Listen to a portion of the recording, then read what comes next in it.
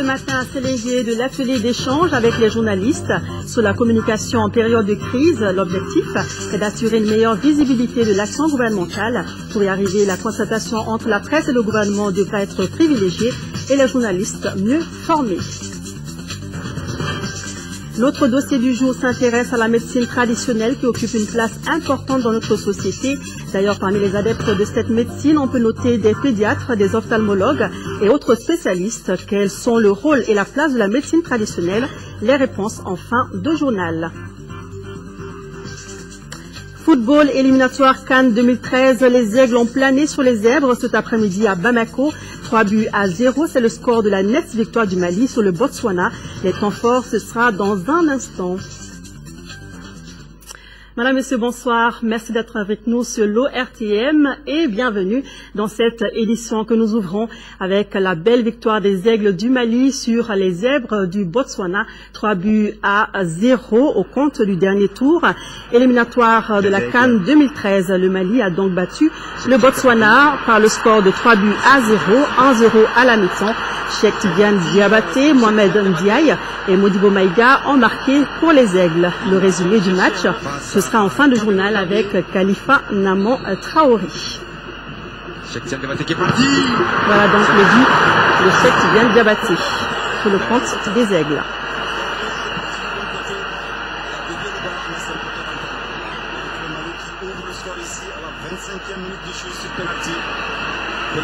Transformé par Cheikh Tidiane Diabaté, c'est donc fait justice lui-même. La tirée montre, comme sur ce coup de Adama où il n'y avait vraiment personne dans la surface de récupération. Le corner de Elhaj Maman Traoré, la sortie du portier, le poteau qui sauve le Botswana et but. Deuxième but des Aigles du Mali qui va se retourner. Je crois que c'est Diawara, il était bien placé ici, ça fait partie, et c'était fait. Troisième but, Modibo Maïga. C'est Diawara, centre impeccable pour Modibo Maïga. Victoire donc du Mali sur le Botswana, 3-0.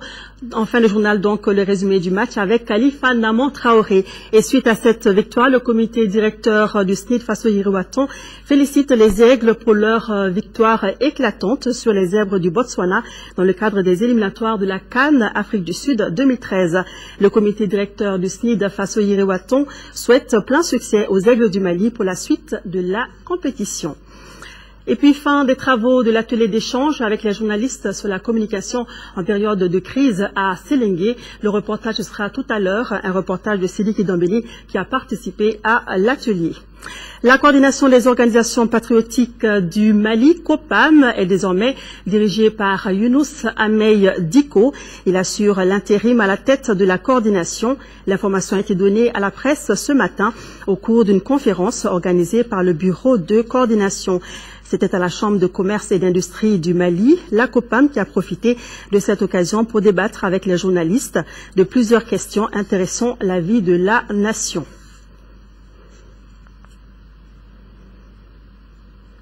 Et suite à cette conférence de la COPAM, une déclaration du Rassemblement populaire pour la défense de la patrie, membre de la COPAM, le RPDP est et demeure membre de la coordination des associations patriotiques du Mali, COPAM, originelle, engagée dans le processus du changement avec toutes les forces vives de la nation.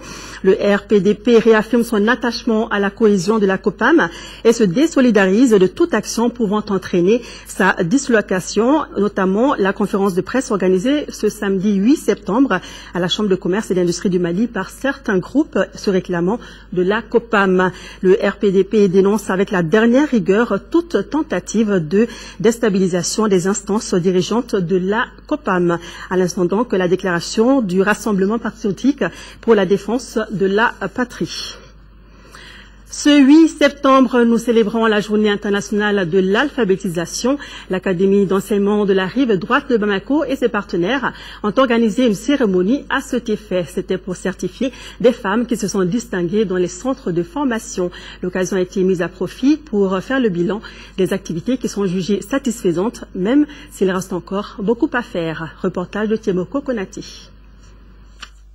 L'événement, au-delà de son caractère festif, a permis de jeter un regard rétrospectif sur les efforts consentis par les autorités du pays et les partenaires au développement en matière d'alphabétisation.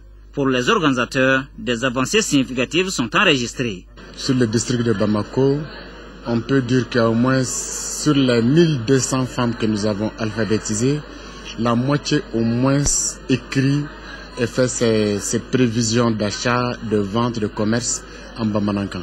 Et elles savent aussi faire les calculs pour savoir s'il y a des bénéfices ou s'il y a des pertes. Cependant, l'arbre ne doit pas cacher la forêt. L'édition 2012 de la Journée internationale de l'alphabétisation est célébrée à un moment où le Mali traverse une période particulièrement difficile de son histoire, pour cause l'occupation des régions septentrionales par les bandits armés. D'où le choix du thème alphabétisation, paix, solidarité et patriotisme. C'est là pour coller aux préoccupations de l'heure. De surcroît, le nombre d'analphabètes au Mali dépasse largement celui des lettrés. Les chiffres sont assez illustratifs. Environ 5 36 000 personnes sont victimes d'analphabétisme. Depuis l'indépendance, le gouvernement a toujours pris en compte le volet alphabétisation de nos populations. Mais ce n'est pas toutes les zones. En général, c'était les zones cotonnières de la CMDT. Et maintenant, c'est les ONG qui évoluent un peu partout à travers tout le pays. La journée avait pour but essentiel de dégager de nouvelles pistes susceptibles d'atténuer de manière significative le nombre d'analphabètes. Les partenaires ont donné le ton en certifiant les femmes qui se sont distinguées dans les différents centres de formation. L'ambassadeur de Chine au Mali a rendu ce matin une visite aux responsables de l'UMRDA Faso-Djigui à Korofina, une démarche pour renforcer les liens d'amitié et de coopération entre le Parti communiste chinois et le Parti politique malien, une occasion pour le diplomate de visiter une exposition de photos illustrant la qualité de la coopération entre le Mali et la Chine dès les premières heures de l'indépendance de notre pays. La visite a été suivie par Daouda Sidiki Diarra. La visite du diplomate chinois au siège de l'UMRDA Faso-Djigui traduit la traditionnelle amitié tissée depuis les premières heures de l'indépendance du Mali par Mao Zedong et Modibo Keïta, dirigeants des deux pays à l'époque. Pour le vieux parti, cette cérémonie est un devoir de mémoire. À l'accession de notre pays à l'indépendance, nos deux pays, à travers différents échanges, ont mis en place une coopération efficace et durable. L'accompagnement constant et discret de la Chine a permis de poser les jalons de notre tissu industriel et de réaliser différents projets pour éviter de plonger le Mali dans le chaos programmé par l'ex-puissance coloniale. Votre pays a réalisé des bonds spectaculaires dans tous les domaines et est devenu aujourd'hui plus que jamais un interlocuteur incontournable dans le concert des nations. À travers une exposition de photos retraçant les liens d'amitié et de fraternité entre le Mali et la Chine, l'ambassadeur Chao Zhangmin s'est fait une idée de la qualité de la coopération chino-malienne de l'époque. Dans les années 60, nous avons noué les relations diplomatiques. Jusqu'à maintenant, cette relation qui existe si heureusement est très bénéficiaire de nos deux peuples dans cette période difficile pour le Mali. Je dis encore une fois, on va accompagner le Mali. Le président Bokar Moussa Diarra espère que cette visite sera un prélude au raffermissement des liens d'amitié entre le Parti communiste chinois et l'UMRDA Faso-Djigui dans le but de promouvoir un partenariat sincère et durable. Le groupe de suivi budgétaire vient d'organiser une conférence de presse pour faire part de l'impact de la crise politique et économique sur les recettes et les dépenses de l'État. Pour atténuer les effets de la crise, le groupe recommande au gouvernement d'opérer des arbitrages sur certains postes budgétaires pour dégager des économies qui seront affectées aux secteurs sociaux. Le compte-rendu de Adama Djimde. La crise politico-économique et sécuritaire que vit notre pays affecte négativement le budget 2012. Le groupe de suivi budgétaire, membre de la société civile, lance le débat et partage avec les médias son analyse sur la question. Au niveau des recettes, on a constaté une baisse de 28%, soit une baisse de 312 milliards 400 millions pour l'année 2012. Et cette réduction se présente comme suit. 160,6 milliards de réduction sur les dons et 151,9 milliards sur les recettes internes. Je veux dire ici les impôts, les douanes. Le rapport d'exécution de la loi des finances au 30 juin 2012 donne une situation catastrophique. Sur une prévision de 1080 milliards de recettes, on est seulement à 441 milliards, soit un taux d'exécution de 40,84%. Devant un tel tableau sombre, le groupe de suivi budgétaire recommande au gouvernement de trouver des financements innovants pour contourner les problèmes créés par la suspension des appuis de certains bailleurs de fonds. En première région, le ministre de l'Action humanitaire, de la Solidarité et des personnes âgées a rendu hier vendredi une visite aux sinistrés des inondations du 21 août dernier à Caille. Sur place, le docteur Mamadou Sidibé a remis des vivres et des vêtements d'une valeur de 13 millions de francs CFA. Au RTM Caille, le reportage de Idrissa Goulou Sissoko. Soulager la souffrance des victimes des inondations du 21 août dernier, tel est l'objectif de la visite du ministre de l'Action humanitaire, de la Solidarité et des personnes âgées, Dr Mamadou Sidibé, dans la région de Caille. Ainsi, il a remis aux familles sinistrées 30 tonnes de riz, 100 kg de dattes, 120 kg de lentilles et 10 sacs de vêtements, le tout pour 13 millions de francs CFA. Le ministre a déploré l'installation des familles dans les zones naturellement inondables. Pendant mon enfance ici au Kasso, tous les mercredis, nous avons le curage des caniveaux. Et l'eau coulait parce que le jeudi matin, le service d'hygiène passait. Et le chef de famille, pour lequel il était constaté que les caniveaux n'étaient pas curés, c'était une lourde responsabilité pour les enfants que nous étions. Il faudrait que nous prenions conscience que c'est nous-mêmes qui nous mettons en danger. Et faisons en sorte que ces habitudes-là, qui ont fait leurs preuves, puissent revenir. L'adjoint au maire de la commune urbaine de Caille, Issa Kanouté, et le gouverneur de région ont remercié les autorités nationales pour cette assistance. Auparavant, le ministre de l'Action humanitaire, de la Solidarité et des personnes âgées avait visité les écoles où sont logées les familles sinistrées. Il s'est rendu à l'école Abdraman Gueye de Kaindi, au groupe scolaire de Kaindi 3, toujours inondé, et à l'école de Diabou Kasso. Retour à Bamako, je vous l'annonçais en début de journal, les travaux de l'atelier d'échange avec les journalistes sur la communication en période de crise ont pris fin à Séléngué. Les journalistes de la presse publique et privée bénéficiaires de cette formation ont formulé d'importantes recommandations pour une meilleure visibilité de l'action gouvernementale. On peut retenir la mise en place d'un cadre de concertation presse et gouvernement et de la formation des journalistes. Le reportage de Sidiki Dambélé qui a participé à l'atelier. À Séléngué, les journalistes et patrons de presse n'ont pas mâché leurs mots. Le gouvernement communique mal et certains confrères ne cherchent pas loin assez souvent. Et pour changer la donne, ils ont formulé des recommandations. La formation des journalistes en couverture de conflits, l'association de la presse privée au voyage officiel, la mise en place d'un cadre de concertation presse malienne et gouvernement en sont les principales. Mais que de débats houleux, que d'interrogations avant de parvenir à ces résolutions qui seront soumises au gouvernement. Et justement, des membres du gouvernement, conscients du rôle de la presse dans la réussite de leur mission, ont fait le déplacement de Séléngué pour affronter ce qui ne manque pas de tirer à boulet rouge sur eux. Commentaire des ministres, la presse nous donne souvent des sueurs froides.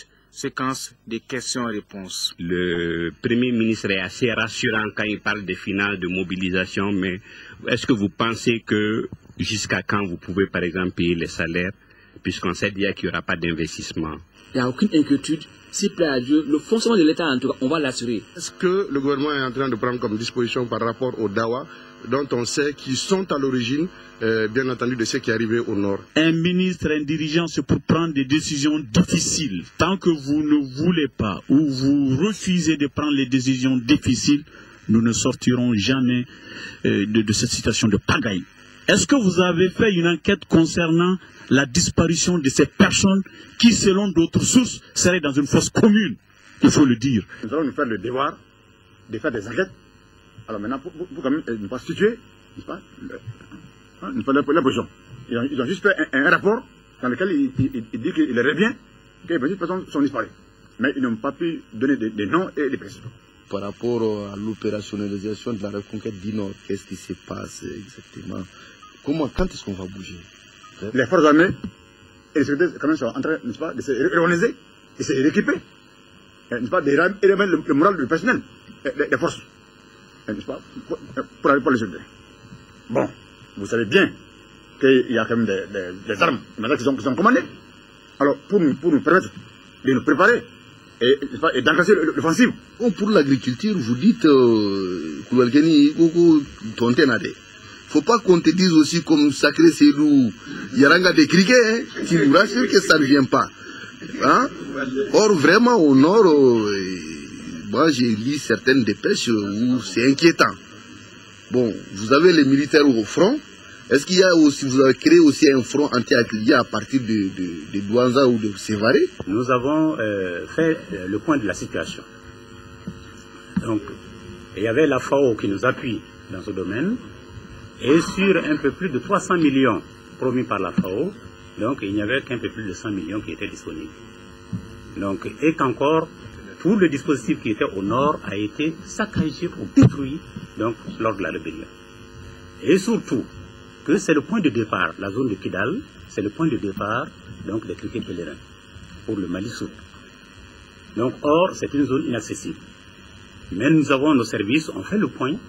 Exercice inédit de plus de 90 minutes au bout desquels la glace, dit-on, a été brisée. Et commentaire d'un autre membre du gouvernement, la presse malienne est souvent gentille, mais les confrères gardent les pieds sur terre. Si on initie des initiatives comme ça avec les hommes de médias, c'est bien parce que tout le monde aura reçu de bonnes informations. Et nous, on a besoin de bonnes informations aussi pour que la population soit bien informée. Il y a certainement un déficit d'informations que le gouvernement devra combler. Et aussi ses relations avec la presse, surtout nationale, qui se sent plus ou moins pas lésée mais méprisée. Mais je pense qu'avec des échanges pareils, ça peut combler à ces déficits de communication. Selengej a été l'occasion de l'introspection, de la remise en cause et du gouvernement et des patrons de presse. Tous sont convaincus qu'ils sont appelés à être non pas des amis, mais des partenaires au service du développement et de la démocratie malienne. Nous quittons Selengej pour la Côte d'Ivoire où les militaires arrêtés dans le cadre des crimes post-électoraux vont être jugés. Les audiences débuteront le 18 septembre prochain. Environ une soixantaine de militaires pro-Gbagbo sont concernés. Parmi eux, on ne peut noter l'ancien commandant de la garde républicaine, le général Dogbo Blé. À Abidjan, 6 nouveaux juges militaires viennent d'être installés à cet effet. C'est une séance du tribunal militaire particulièrement suivie. La presse a été conviée vendredi à la prestation de serment de 6 généraux et d'un magistrat. Ces hommes seront chargés de juger une soixantaine de militaires accusés de crimes commis lors de la crise qui suivit les élections de fin 2010. Une seule certitude, les procès débutent le 18 septembre. Je le jure. Approximativement, on peut vous dire que jusqu'en décembre, au moins la moitié, sur les 7 dossiers, la moitié peut être prête. Jusqu'en décembre. Mais je ne peux pas vous dire exactement quelle date. Le lieu de tous les procès restera secret jusqu'au dernier moment, pour des raisons de sécurité. Le premier à comparaître sera le général Dogbo Blé, l'ancien chef de la garde républicaine. Ce pilier de l'appareil sécuritaire de Laurent Gbagbo est poursuivi pour meurtre, mais aussi détournement de fonds et recrutement de miliciens. Direction le Cameroun, où les gauchers ne veulent plus faire l'objet de préjugés. En effet, plusieurs idées reçues les considèrent comme des personnes anormales. Ils sont pourtant très souvent victimes de bastonnades, entre autres punitions, durant leur enfance. Pourtant, les gauchers sont tout à fait normaux. Ils sont loin d'être stupides, en témoignent de nombreuses personnalités gauchères, parmi lesquelles on peut citer le président américain Barack Obama. Angèle Youmbi est couturière à Douala. Elle est gauchère et cela ne lui a jamais posé de problème pour couper ou coudre. Pourtant, Angèle a été fortement contrainte dans l'enfance à utiliser sa main droite. Aujourd'hui encore, être gaucher n'est pas toujours bien vu au Cameroun. Comme ailleurs en Afrique, il continue d'être brimé dans certaines familles. À l'âge de 2 ans, j'écrivais déjà avec la main gauche. Quand le papa a donc vu, il a dit non, ça ne peut pas se faire passer chez lui. Il m'a donc tapé, écrit avec la main droite, à force de me taper, j'ai fini par laisser. J'écrivais avec la main droite. mais je fais tout avec la main gauche. Alors que 13% de la population mondiale est gauchère et s'en porte plutôt bien, certains parents, surtout dans les campagnes, continuent de contrarier les enfants comme si c'était un handicap ou une maladie. Jacques Pahaye, dessinateur, prouve qu'il n'en est rien. Il semble même très heureux d'être né gaucher. Mes parents, au début, quand j'étais plus petit, on a essayé de me forcer à m'habituer à la main droite, mais sans trop de succès. La nature revient toujours au galop, je ne peux pas le changer. Je dirais même que ce don de Dieu, je l'aime bien, je l'accepte comme il est. Mais dans bon nombre de pays africains, le regard sur les gauchers est en train de changer. Les grands hommes tels qu'Abraham Lincoln ont été gauchers. Je prends un exemple plus proche de nous, Barack Obama, un gaucher. Donc je pense que c'est un problème de culture et les parents doivent laisser le choix à l'enfant. En Europe, cela fait à peine 50 ans que les gauchers ne sont plus contrariés. Certaines études montrent même que les gauchers sont plus créatifs et plus imaginatifs. Et notez que c'est le 13 août que se célèbre la journée mondiale des gauchers et on dénombre à ce jour près d'1 milliard de gauchers dans le monde. Retour à l'actualité nationale avec tout d'abord ce communiqué. Le ministre de l'administration territoriale de la décentralisation porte à la connaissance des candidats au pèlerinage au lieu saint de l'islam que les inscriptions des pèlerins de la filière gouvernementale se poursuivent à la maison du Hadj jusqu'au vendredi 14 septembre 2012. Le ministre compte sur la bonne compréhension de tout ça. 2 équipes de chercheurs maliens viennent de présenter leurs études au ministère en charge de l'éducation. C'était ce matin. Ces études, initiées par le réseau ouest et centrafricain de recherche en éducation ROCARE, font ressortir les problèmes de l'enseignement supérieur malien face aux mutations actuelles. Le reportage est de Abdraman Maïga. Cette présentation concerne 2 thèmes relatifs aux défis actuels de l'enseignement supérieur en Afrique. Il s'agit de la production scientifique et sa diffusion, le système licence master doctorat, quelle appropriation des protagonistes bénéficiaires. Ces différents thèmes ont été traités par 8 chercheurs juniors répartis entre 2 équipes de travail. Par cette cérémonie, le réseau ouest et centrafricain de recherche en éducation offre aux récipiendaires de la petite subvention 2011 du réseau un espace de dialogue et de concertation autour des résultats obtenus à travers les enquêtes de terrain. Ce cadre de dialogue permet aux acteurs du monde scolaire de prendre connaissance du contenu de ces différents rapports, de les enrichir et de les amender au besoin. Pour les professeurs d'enseignement supérieur surtout, publish or perish. Vous publiez ou vous périssez en tant que professeur ou en tant que chercheur. Dans le cas contraire, vous cessez d'exister. Je rappelle ces dictons pour donner toute l'importance que vous avez à choisir les thèmes qui nous sont et qui nous seront présentés. Puisque vous avez cherché, vous avez trouvé et vous allez exposer, nous allons critiquer, nous allons disséminer par la publication. Par ce programme financé par le Royaume des Pays-Bas à travers l'Union économique et monétaire ouest-africaine, le réseau ouest et centrafricain de recherche en éducation accompagne les plus hautes autorités de la République dans la promotion d'un enseignement de qualité au Mali. Une ambition qui passe forcément par la mise à disposition de notre pays de cadres bien formés et capables d'amorcer le changement par l'élaboration de stratégies alternatives. Ces différentes tactiques, selon Mme Diko Madeleine Dambélé, coordinatrice nationale adjointe du ROCARE, aboutissent à une meilleure mise en œuvre des différentes politiques de développement amorcées par les départements de l'éducation des pays concernés. Nous ouvrons notre dossier du jour consacré à la médecine traditionnelle qui occupe une place importante dans notre société et cela ne date pas d'aujourd'hui. Il est reconnu que la médecine traditionnelle a de multiples vertus et les médecins qui s'y intéressent sont nombreux. Au département de la médecine traditionnelle de l'INRSP, ils sont scindés en 2 groupes, les thérapeutes et les herboristes. Quels sont donc le rôle et la place de cette pratique? La réponse dans ce reportage de Abdul Salam Bambara et Aïssata Ibrahim Maïga.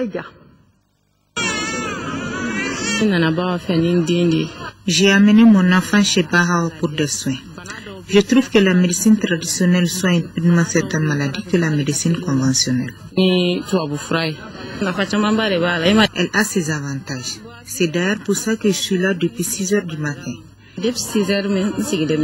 Réflexe africain peut-on dire, mais n'oublions pas que le souci de l'homme a toujours été la préservation de sa santé. Pour ce faire, il a développé plusieurs connaissances. Elles sont généralement d'origine animale, végétale, j'en passe. On utilise 3 aspects de la médecine traditionnelle, les produits de la médecine traditionnelle, les pratiques de la médecine traditionnelle et les praticiens de la médecine traditionnelle. Des enquêtes menées par l'OMS, Organisation mondiale de la santé, ont montré que près de 80% de la population malienne utilise comme premier recours les services de la médecine traditionnelle. On ne finirait jamais d'énumérer les bienfaits de la médecine traditionnelle. C'est des produits qui ne contiennent aucun produit chimique. Ça vient de la nature, donc c'est des plantes naturelles. La médecine traditionnelle a beaucoup d'avantages, mais aussi ses limites. Par exemple, je renvoie vite les patients anémiques ou déshydratés chez le médecin conventionnel. Vu la contribution de cet héritage thérapeutique, les autorités sanitaires ont adopté en 2005 une politique nationale de médecine traditionnelle avec des objectifs bien précis. Le premier objectif, c'est donc d'organiser le système de médecine traditionnelle pour assurer la complémentarité avec la médecine conventionnelle. Le deuxième aspect, c'est la formulation et la production de médicaments traditionnels améliorés. Ce sont eux qui analysent les produits, la toxicité. Donc, ça facilite le travail entre le chercheur et le praticien de santé. Des produits efficaces sont ainsi mis à la disposition d'une population dont la majorité n'a pas accès aux médicaments essentiels. Un plus pour un pays en voie de développement, notamment en matière de prise en charge sanitaire. Je suis venu acheter des médicaments pour des hémorroïdes chroniques très aigus. J'ai une grande confiance à la médecine traditionnelle. C'est moins cher et puis ça nous arrange trop, quoi. Oui. Les gens qui ont une satisfaction, ils reviennent. Je continue à les traiter. Moi-même, certains clients, d'ailleurs, à leur tour, les médecins modernes renvoient eux aussi des patients pour des traitements traditionnels, surtout après des tentatives qui n'aboutissent pas. Outre ces avantages thérapeutiques, les praticiens de la médecine traditionnelle ont une approche sociologique très avancée. Un point important dans le cadre de la médecine traditionnelle, c'est le temps de contact entre le praticien et son patient. Il faut reconnaître que le praticien de santé prend beaucoup plus de temps avec son patient. Donc ça lui permet, quand le patient arrive, il ne va pas commencer tout de suite par le diagnostic de la maladie. Il va commencer par lui demander des nouvelles de sa famille, des nouvelles de la localité, avant de venir à la maladie. C'est un aspect très important parce que ça rassure le patient. Ça, c'est un aspect qui manque souvent dans la médecine conventionnelle où il faut reconnaître le médecin a beaucoup de patients à voir, donc le temps de contact est beaucoup plus court. Il y a donc cet élément important qui existe aussi comme une différence entre les deux systèmes de médecine. Il est donc important qu'au niveau de l'accueil des malades, que cette leçon soit vraiment apprise avec les praticiens de santé. Même si cette pratique prouve que la nature, depuis la nuit des temps, a été aux soins des hommes, le chiffre un seul tradithérapeute pour 500 habitants ne semble pas refléter la réalité pour un pays comme le nôtre, qui a une longue histoire dans le domaine. Retour dans le football. Nous parlons d'abord du football féminin. L'AS Mandé de la commune 4 et l'AS Real de Bamako disputeront la finale de la deuxième édition de la Coupe du Mali Dames demain dimanche au stade Omnisport Modibo Keïta. Mais avant cette grande finale, notre reporter Assa Soumaré est allé à la rencontre des deux équipes sur leur terrain d'entraînement. Son reportage. La finale de la deuxième édition de la Coupe du Mali de football féminin devrait donner droit à de belles empoignades. L'affiche, c'est le classique AS Mandé de la commune 4, AS Real de Bamako. Ces deux équipes sont bien décidées à enlever d'abord le trophée de Dame Coupe du Mali. Nous allons bien aborder ce match et on ne va pas aborder ce match la paire au vent. Parce que nous, on sait que la balle est dans notre camp maintenant. Nous allons tout mettre en œuvre pour atteindre notre objectif. Parce que cette finale, c'est capital pour nous. Et on a raté les championnats. Nous allons tout faire pour honorer notre statut de leader. Et pour honorer notre statut de leader, c'est quoi? C'est de rapporter la Coupe du Mali. et nous allons le faire, Inch'Allah. On sait que l'AS Mandé, c'est une équipe ancienne dans l'histoire du football malien. Nous sommes très, nous sommes prêts. Nous sommes prêts et nous sommes engagés. Il y a la solidarité entre eux, il y a la compréhension, tout le monde est engagé, tout le monde veut cette coupe-là. Les supporters de l'AS Real, ce sont les enfants, venez les soutenir, venez les supporter, venez les encourager pour qu'ils puissent aller très loin. Inch'Allah aussi, on a la coupe. Dieu merci, on a la coupe. Avant leur séance d'entraînement, les filles du Mandé ont reçu de la part du maire de la commune 4 10 paires de crampons plus la somme de 500 000 francs CFA. Ensuite, il les a exhortés à plus de travail et surtout de fair play. On sait que l'équipe de l'AS Mandé est la meilleure équipe de notre pays. Donc aujourd'hui, nous sommes vraiment là pour matérialiser le soutien de la mairie, la présence de la mairie à travers l'équipe de Mandé Filles, pour soutenir aussi la pratique du sport par les filles dans notre commune. Nous allons prendre les dispositions nécessaires pour que la commune puisse se déplacer en masse, aller supporter nos filles et fêter avec elles la victoire qui, Inch'Allah, sera au bout. Le souhait que nous pouvons formuler pour cette finale est que l'esprit sportif règne tout au long de la rencontre et que l'enjeu ne tue pas le jeu. Rendez-vous ce dimanche au stade Omnisport Modibo Keïta pour la finale de la Coupe du Mali à partir de 16h. Bonne chance aux deux équipes. Revenons sur cette belle victoire des Aigles du Mali sur les Zèbres du Botswana par le score de 3-0. C'était cet après-midi en match aller du dernier tour éliminatoire CAN 2013. Le résumé du match, c'est tout de suite avec Khalifa Namon Traoré. Réussir un premier match à domicile après la 3e place de la Coupe d'Afrique des Nations 2012 et surtout se faire une bonne marge de sécurité en vue du match retour, ce sont là entre autres ambitions des Aigles du Mali dans ce premier round de la double confrontation face au Botswana. Un pari gagné car Serhou Keïta et ses partenaires ont su maintenir le rythme de la précédente CAN en proposant du jeu et marquant 3 buts à une formation des Zèbres attentiste dans son camp. Suite à une bonne offensive enclenchée par Mahamadou Diarra avec comme appui El Hadj Mohamed Traoré, Cheikh Diabaté obtient un penalty. L'attaquant des Aigles se rend justice. L'entente Djila s'est doublée aurait pu permettre au second de doubler la mise, ou même le puissant tir de Modibo Maïga qui frôle la transversale. Patrice Cacteron, qui honore son premier match à la tête d'une sélection, a certainement eu le mot juste dans les vestiaires pour galvaniser ses joueurs à allier beau jeu et efficacité. 7 minutes seulement après la reprise, Mahmoud Ndiaye marque le deuxième but. Le défenseur central réussit là son second but avec l'équipe nationale après celui contre l'Algérie. Modibo Maïga sur un service de Koussini Diawara, mais le 3-0. Les Aigles pourraient bien gagner par un score beaucoup plus lourd si Cheikh Diabaté ou Samasso avaient été à Blois. Ce score de 3-0 peut bien permettre aux Aigles de bien voyager dans un mois à Gaborone. D'ici là, beaucoup de joueurs qui auront eu le temps de jeu conséquent et les quelques absents d'aujourd'hui apporteront de la qualité à l'équipe afin d'obtenir la qualification à la Coupe d'Afrique des Nations 2013 en Afrique du Sud. Bravo aux Aigles, nous leur souhaitons bonne chance pour la suite. C'est donc tout pour cette édition. Merci de l'avoir suivi. Demain, pour les informations à 13h, retrouvez Amara Malé Diallo. Je vous retrouve à 20h. N'oubliez pas d'avoir une pensée pour nos populations des régions du Nord vivant sous occupation. Soyons de cœur et d'action avec elles. Ne les oublions pas. Merci et bonne suite de programme à tous.